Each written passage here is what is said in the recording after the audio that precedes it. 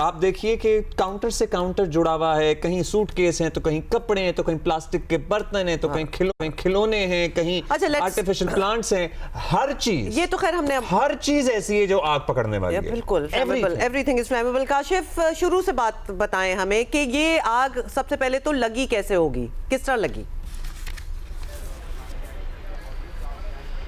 हुमा अब्दुल्ला जो fire officer हैं, सबसे पहले जब हमारी उनसे बात हुई और तफसीलात लेने की कोशिश की गई तो ये मालूम हुआ कि 10:14 पर हफ्ते की रात जो है वो इस आग की इनिशली तौर पर इतला मिली और दुकानदार की जानिब से जो इनकी कॉल ऑपरेटर हैं वहाँ तक ये इतला पहुँची फायर की।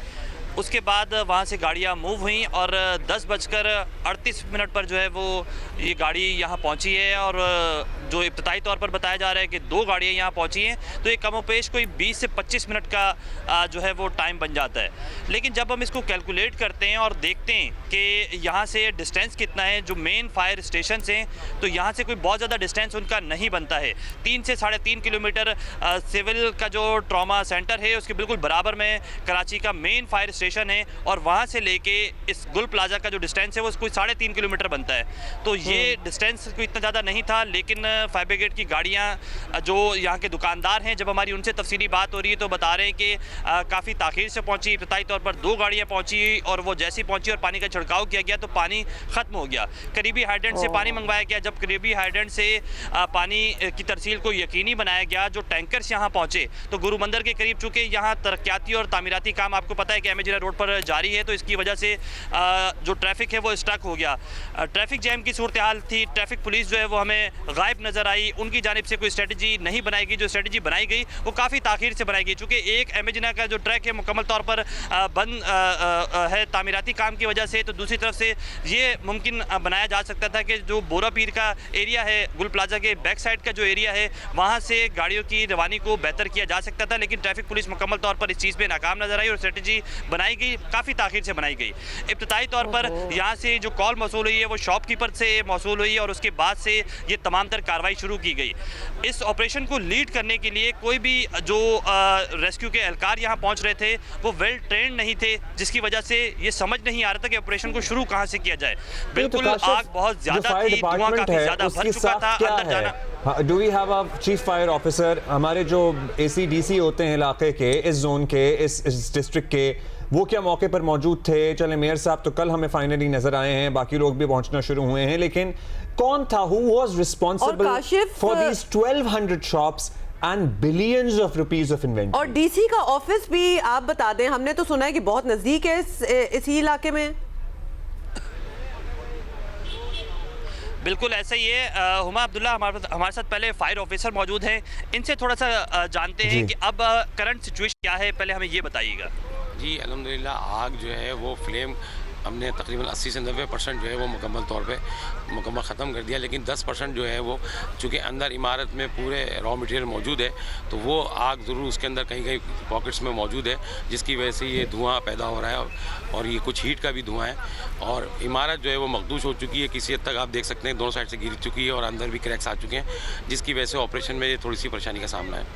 इमारत में दाखिली और खारजी रास्ते कितने हैं? क्यों जो है वो फायर ब्रिगेड की जानिब से रिस्पॉन्ड जो है वो समझ नहीं आ रहा था कि कैसे किया जाए, क्या वजह समझते हैं आप? लेकिन जिस वक्त ये फायर हुई है रात के टाइम में, उसमें गाड़ी ने रिस्पॉन्ड किया है, लेकिन चूँकि रास्ते आपके सामने सारे खुदे में सब कुछ है तो गाड़ी को पहुंचने में भी जो है वो टाइम लगेगा। और प्लस यहाँ पे चूँकि वर्किंग डे था, शॉपिंग सेंटर खुला हुआ था, तो रास्ते जो है वो बहुत कंजेस्टेड थे। फायर टेंडर पहुँचने के बाद जब रिस्पॉन्ड किया गया है तो वहाँ पर जो है वो जाहिर से धुआं बहुत ज़्यादा फैल चुका था और आग जो है 1 से 2 शॉप से बढ़ चुकी थी, तो ज़्यादा मज़ीद गाड़ियाँ तलब की गई, जिसकी वजह से जो है वो धुआं बहुत तेज़ी से बढ़ा और रॉ मटेरियल जो जलने वाला था वो बहुत तेज़ी से जला, जैसे उसके कपड़ा और प्लास्टिक वगैरह सारा कुछ था। तो उस वजह से जो है वो शुरू में तो जो है वो हमने सारी दुकानें अंदर घुस के जो है बुझाई हैं, आपके सामने फ्रंट की, नीचे ग्राउंड की भी, लेकिन फिर आग जो अंदर गई और वो अंदर से ऊपर ट्रैवल करती रही, उसकी वजह से फिर ये इमारत मखदूश हो गई। जाहिर थे उस पर जो रॉ मटेरियल और पानी का वेट है तो उसकी वजह से ये फ्रंट और बैक आपके सामने गिरा है। अच्छा काशिफ, आप क्या इनसे पूछ सकते हैं कि ये काशिफ आपको अगर हमारी आवाज़ आ रही है तो उनसे प्लीज पूछें। वो फायर सेफ्टी को जो है वो 100% फॉलो नहीं करती हैं, जिसकी वजह से ये इस किस्म के हालात जो है। काशिफ इनसे पूछें, क्योंकि हम ये जानना चाहते हैं। एक तो आप कह रहे हैं कि पानी खत्म हो गया हाइड्रेंट्स में और दोबारा से पानी लाना पड़ा, और पानी मतलब जहां हमें पता है कि फ्लेमेबल चीजें, केमिकल्स हैं, वहां किस चीज से आग बुझाई जाती है, ये इनसे जरूर पूछिएगा, क्योंकि यूजुअली हमने फोम का इस्तेमाल होते हुए भी देखा है। पानी तो लगता है कि वो और भड़काएगी आग को। बिल्कुल हम ये जानना चाहते हैं कि पानी का छिड़काव किया गया, पानी जो है वो अवेलेबल नहीं था, वाटर टैंकर को ताख़ीर की, लेकिन एक फॉर्म है, फॉर्म का इस्तेमाल फौरी तौर पर किया जाना चाहिए, उससे पहुंचने में ताख़ीर हुई। क्या आप समझते हैं कि अगर फॉर्म का छिड़काव पहले कर दिया जाता तो क्या कंट्रोल की जाती आग?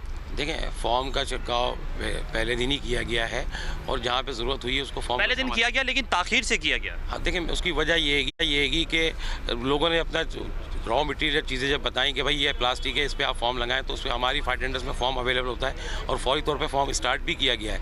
लेकिन मसला ये है कि कोई भी फॉर्म की जो ब्लैंकेट है वो जब भी होगी कि जब वो किसी चीज़ में महदूद होगा, कंफाइंड होगा। लेकिन चूंकि यहाँ तो फॉर्म जो मार रहे हैं वो फैल रहा है, फर्श के ऊपर आने के बाद वो फैल के और सीढ़ियों के ज़रिए नीचे आ जाता है, तो वो रुकता ही नहीं है, तो वो ब्लैंकेट कहाँ से करेगा? तो वो ब्लैंकेट के लिए होना ज़रूरी है कि वो कंफाइंड प्लेस में हो, किसी चीज़ के अंदर हो, तो वो हो सकता है। कोई टैंक होगा तो उस पर हम अगर फॉर्म यूज़ करें तो उसकी ब्लैंकेट हो जाएगी। लेकिन चूंकि ये शॉप्स थी ओपन है, तो इस पर जो फॉर्म मार रहे थे वो फॉर्म बह के नीचे आ रहा था वापस, तो इसकी वजह उसकी वो ब्लैंकेट नहीं हो सकती जो ब्लैंकेट होनी चाहिए। लेकिन हमने इब्तदाई तौर पर देखा जब फायर ब्रिगेड के हुकाम यहाँ पहुँचे, इसके एंट्रेंस या इसके 3 कॉर्नर इसको बिल्डिंग को लगते हैं, उसके बावजूद एक तरफ से ही स्ट्रेटजी बनाई जा रही थी। अगर तीनों साइड से प्रॉपर तरीके से इसको कॉर्डन किया जाता तो शायद आप समझते हैं कि मज़ीद तेज़ी लाई जा सकती थी। मैंने आज कहना आपको कि जो फायर टेंडर थे उसका हजम बड़ा है, तो जहाँ पे हर गली में गाड़ी घुसना मुमकिन नहीं है, तो इसलिए जहाँ पे पॉसिबिलिटी हुई वहाँ पे गाड़ी ने काम करना शुरू किया। और फिर लेकिन जब मुसलसल जब काम आग बढ़ती रही तो उसमें हीट और धुआं इतना बढ़ गया कि वो सफोकेशन का अमल शुरू हो जाता। तो इस वजह से फिर कोशिश की गई, लेकिन रात गए तक जो है वो जितनी भी आप देख सकते हैं ग्राउंड की दुकानें वो तमाम रात को कवर कर ली गई थी, बुझा दी गई थी। लेकिन फिर तकरीबन कोई 4 बजे 5 बजे करीब जो है वो पानी का शॉर्टफॉल आया, जिसकी वजह से आग फिर दोबारा भड़की और उसको फिर कॉर्डन किया हमने दोबारा। बहुत शुक्रिया। देखिए हमारे साथ फायर ऑफिसर मौजूद थे हुमा अब्दुल्ला, और अब मैं चाहूँगा कैमरामैन अदनान हैदर जो हैं वो ना सिर्फ आपको बिल्डिंग के हवाले से दिखाएं, बल्कि आपको मेरे अकब में बिल्कुल सीधे हाथ की जानिब स्नॉर्कल नज़र आ रही होगी। इसके बिल्कुल साथ जो है वो DC साउथ का ऑफिस मौजूद है, बिल्कुल करीब है इसके। फायर ब्रिगेड का ऑफिस यहाँ से बहुत ज़्यादा दूर नहीं था। रेस्क्यू 1122 के एहलकार यहाँ पहुँचे, लेकिन उनको भी शायद ताख़ीर हुई, जिसकी वजह से इमारत के अंदर दाखिल होने में भी ताख़ीर हुई। और साथ साथ इस चीज़ में भी मसला पेश आया कि पानी की शॉर्टेज थी, फॉर्म को काफ़ी ताख़ीर से यहाँ पहुँचाया गया, जिसकी वजह से जो फायर ब्रिगेड के एहलकार थे वो अंदर दाखिल नहीं हो पा रहे थे। पुलिस हुकाम ये बताते हैं कि पुलिस की जानिब से, रेंजर्स की जानिब से इस पूरे एरिया को जो है वो कॉर्डन किया गया। DIG साउथ की जानिब से जो है वो हेल्पलाइन कायम कर दी गई, और साथ साथ ये बताया जा रहा है कि अब भी जो लापता अफराद हैं उनकी जो फैमिलीज़ हैं वो पुलिस से कनेक्टेड हैं, और जो CDR है, मोबाइल की लोकेशंस हैं, उनकी मदद से ये जानने की कोशिश की जा रही है कि आया जो लिस्ट बनाई गई है उनकी जो लोकेशन है वो इसी इमारत की आती है। आपको याद होगा अब्दुल्ला हुमा, बिल्कुल इसके गुल प्लाजा के साथ जो है वो रिम्पा प्लाजा भी है, और 2025 में ही गुज़िश्ता साल ही जो है वो इसके 7, 8 और 9 फ्लोर पर जो है वो आग लगी थी। बिल्कुल इस कॉर्नर पे इसकी आग लगी थी, यहाँ से भी पानी का छिड़काव किया जा सकता था। आप देख सकते हैं कि फायर ब्रिगेड के जो एहलकार हैं अब रिम्पा प्लाजा के अंदर मौजूद हैं, और यहाँ से भी अब पानी का छिड़काव किया जा रहा है। अगर इस बिल्डिंग को चारों तरफ से कॉर्डन किया जाता, लिटरली एक गली बाद, मतलब बीच में कॉर्नर की ये बिल्डिंग है, एक गली बाद DC साउथ का, DC का जो दफ्तर है वो हमें नजर भी आ गया। मतलब who care of the operation, यहाँ पे हु वाज रिस्पॉन्सिबल? क्या फायर ब्रिगेड का अमला खुद ही ये फैसले कर रहा था, या उनकी कोई सरबराही, उनकी सुपरविजन कोई कर रहा था, कोई वहां पे खड़े होकर स्ट्रैटेजी बना रहा था? Because we are talking about dozens of life, और इतना कैजुअली कह देना कि 4 बजे सुबह को पानी की शॉर्टेज हुई जिसकी वजह से आग दोबारा भड़क उठी, मतलब this is a criminal negligence कि 4 बजे पानी की शॉर्टेज होने की वजह से अगर आग दोबारा भड़की, जो अभी आपके साथ फायर ऑफिसर मौजूद थे जिन्होंने बताया, तो who is responsible for it? Because we are talking about people who may be alive, who were probably alive inside by that time. Absolutely, मतलब इसको हमें लग रहा है कि उस तरह इमरजेंसी में हैंडल नहीं किया गया विच इट रिक्वायर्ड। बिल्कुल अब्दुल्ला, हुमा ऐसे ये हमने आपको बताया ना कि टाइम ड्यूरेशन क्या थी। जब टाइम ड्यूरेशन के बाद यहाँ फायर ब्रिगेड पहुँच चुकी, उसके बाद इनिशियली इस ऑपरेशन को लीड किसने करना था ये डिसाइडेड नहीं था। छिपा और जो ईदी हैं हुकाम, उनकी एम्बुलेंसेस यहाँ एक बड़ी तादाद में मौजूद थी। जो दुकानदारों का एक बहुत ज़्यादा रश यहाँ मौजूद था, लोग बहुत बड़ी तादाद में मौजूद थे। उसके बाद जो भी फायर फाइटर्स यहाँ पहुँचे, उन्हें ये समझ में नहीं आ रहा था कि आया ऑपरेशन शुरू कैसे किया जाए। 2 फायर टेंडर इब्तदाई तौर पर यहाँ पहुंचे और उसके बाद उन फायर टेंडर की जानिब से ये कोशिश की गई कि एक तरफ से छिड़काव शुरू कर दिया जाता। गुल प्लाजा यकीनी तौर पर आपने भी और नाजरीन ने भी देखा होगा कि 3 तरफ से इसके कॉर्नर हैं। 16 दाखिली और खारजी रास्ते गुल प्लाजा के मेन बिल्डिंग के बताए जाते हैं। तो दाखिली खारजी रास्ते मौजूद थे। अगर स्ट्रेटजी बनाई जाती कि उन दाखिली खारजी रास्तों से कमोपेश जो लोग करीबी दुकानदार हैं या फिर उन करीबी दुकानों के अंदर जो लोग मौजूद थे, उन्हें पहले तौर पर बाहर निकालने के लिए कोई स्ट्रेटजी बनाई जाती तो शायद काफी बेहतरी लाई जाती। जो चीफ फायर ऑफिसर है हुमायूं खान, उनकी जो दुकानदार है यहाँ पर, उनकी जानिब से दावा किया जाता है कि वो भी देर से गलियां दर गलियां हैं और मुझे ये नहीं समझ आ रहा था कि अंदर बैठे हुए तीसरे या second, I spoke to a shopkeeper जो कि फर्स्ट फ्लोर या सेकंड फ्लोर, वो कहते हैं हमें तो आखिर में पता लगा है कि नीचे आग लगी हुई है। सोचिए जरा। अच्छा Kashif, thank you for being with us और आपने हमें अपडेट किया। जावेद कुरैशी साहब ने हमें ज्वाइन किया, सदर अंजुमन सिंध हैं। जावेद साहब, बहुत ही अफसोसनाक ये वाक़या है, लेकिन आपसे हम ये पूछना चाहते हैं, हमने पहले भी जो ऐसे वाक़े देखे हैं, हमें लगता है कि दुकानदारों की, लोग जो वहाँ जा रहे होते हैं, कभी भी अच्छे वक्तों में सेफ्टी को मद्देनजर नहीं रखा जाता क्योंकि कोई एग्जिट्स नहीं होते। छोटी छोटी प्लाजों में गलियां बनी होती हैं, छोटी छोटी दुकानें होती हैं, इंसान खुद जाके वहां गुम जाता है और ऐसी इमरजेंसी हो तो निकलना तो बिल्कुल ही नामुमकिन हो जाता है।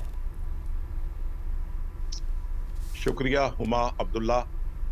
और ये जो आपने बात कही कि ताजुरों की तरफ से जो एग्जैक्ट हैं वो छोटे होते हैं और निकलना दुश्वारी है, ये सरासर गलत बात है।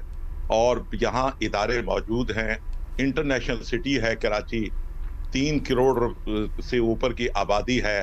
आज जदीद दौर है कि ये इदारों की आंखें बंद हैं, माली और जानी नुकसान ताजिरों का हो रहा है और इल्जाम भी ताजिरों को दिया जाता है। ये कहाँ का इंसाफ है? आज घरों में सफ़े मातम बिछे हुए हैं जिन लोगों के प्यारे अब तक मिसिंग में है, और जो लोग 11 अफराद अब तक की रिपोर्ट के मुताबिक उनकी बॉडियां जो रिकवर हुई हैं, और 25 से 30 अफराद अभी तक जो जख्मी हैं, जिसमें कुछ लोगों की सीरियस कंडीशन है। यहाँ वजीर आला साहब जियो पे जब मेरा स्टेटमेंट चला उसके बाद उन्होंने कल शाम में विजिट किया। मेयर साहब ने भी 23 घंटे के बाद वहाँ आकर लोगों को ज़ियारत अपनी कराई। ये आज जदीद दौर के अंदर इन लोगों की वो ट्रेनिंग नहीं है जो जदीद दौर में ट्रेनिंग होनी चाहिए। ये हुकूमत की नाअहली है कि उन लोगों को रेस्क्यू नहीं कर सकी। अरबों रुपया तो गया, एक इंसानी जान कितनी कीमती है। शायद आज ये किसी और मुल्क में इतना बड़ा हुकूमत की नाअहली पे हमने तफसील से बात की है, हमने इस पे भी बात की है कि कोई स्ट्रैटेजी नहीं थी, कोई प्लान नहीं था। जिम्मेदारों को मतलब अगर 4 बजे पानी की शॉर्टेज आई तो वो एक लम्हे के लिए भी नहीं आनी चाहिए थी। लेकिन आप भी ये जानते हैं और हम भी ये जानते हैं, क्योंकि हम में से सब लोग गुल प्लाजा जाते रहे हैं, गए में हैं। हमारे जहन में आज भी ये है कि अगर खुदा न खास्ता वहाँ कोई वाक़या हो जाता तो वहाँ से बच निकलना तकरीबन नामुमकिन है, क्योंकि अगर कोई खिड़की अगर होती भी थी तो उसके सामने भी शटर लगा के दुकान बना दी गई है। वहाँ पे किसी दुकान के पास कोई फायर एक्सटिंग्विशर नहीं है, वहाँ पे कोई तदबीर नहीं है किसी सानहे की सूरत में कुछ भी इक़दाम उठाने मतलब की। इतनी जदीद दौर की अगर बिल्डिंग्स वगैरह की हम बात कर लें, स्प्रिंकलर्स होते हैं इन केस ऑफ फायर के ऊपर से वो पानी जो है वो तो नहीं है, लेकिन ये सारी चीजें हम क्या एक्सपेक्टेशन फिर रखेंगे कि हमारे फायर ब्रिगेड और ये सारा निजाम जदीद होगा जब हमारी दुकानें और हमारे प्लाजे जो हैं वो इतने पुराने जमाने के दौर पे काम कर रहे हैं। ये चीजें तो ऑलरेडी होनी चाहिए थी वहां। जावेद साहब, हुमा, आप जो बात कह रही हैं हकीकत ऐसे नहीं है। आपने ठीक है विजिट किया होगा, मुझे नहीं पता किस टाइम पर आपने वहां विजिट किया है।